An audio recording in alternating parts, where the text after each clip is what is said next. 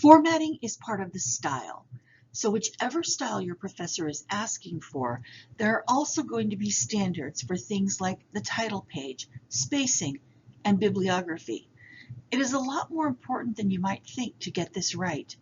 Without good formatting, a paper is difficult to read.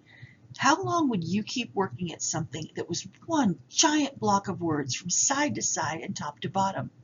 No one wants to read that. I often recommend waiting to do the formatting until the end. It really isn't that hard once you figure it out, but trying to do it while writing is distracting.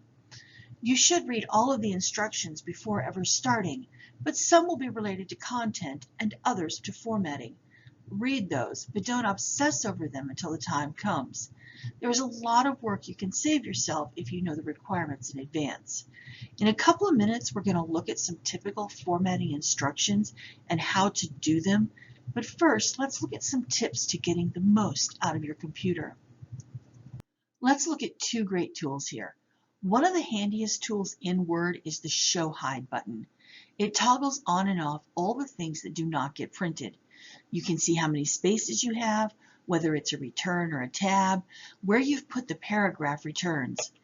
Another important tool lets you choose how your paper is aligned.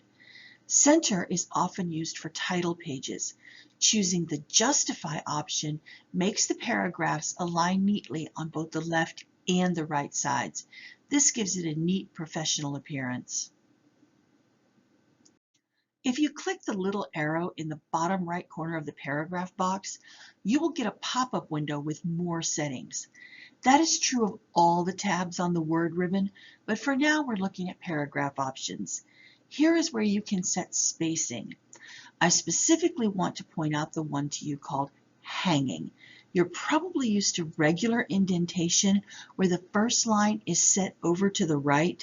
This is the opposite. It is used in all the citation styles for the bibliographic items. Use this feature. Trying to space them manually will waste huge amounts of time and you still won't really get it right.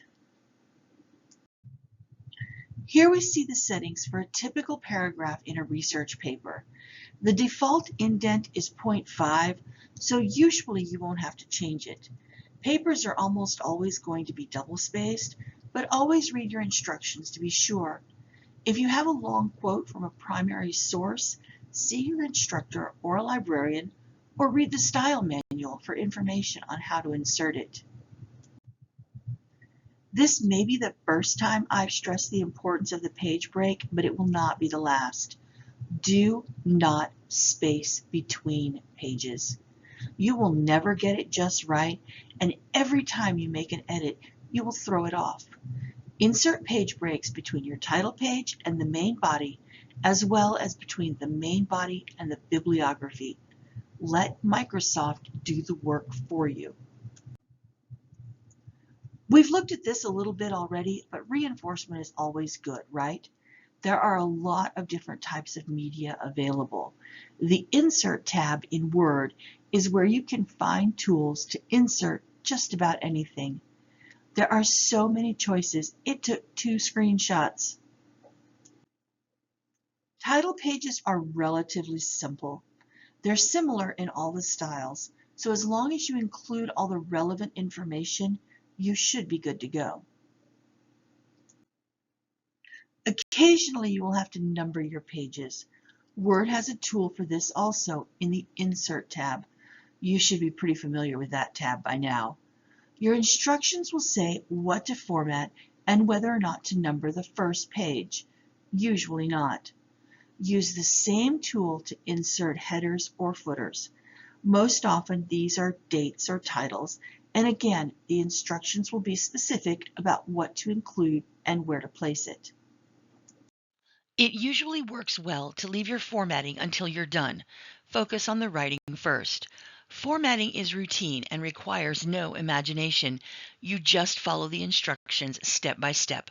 Remember, your professor's instructions are the final standard.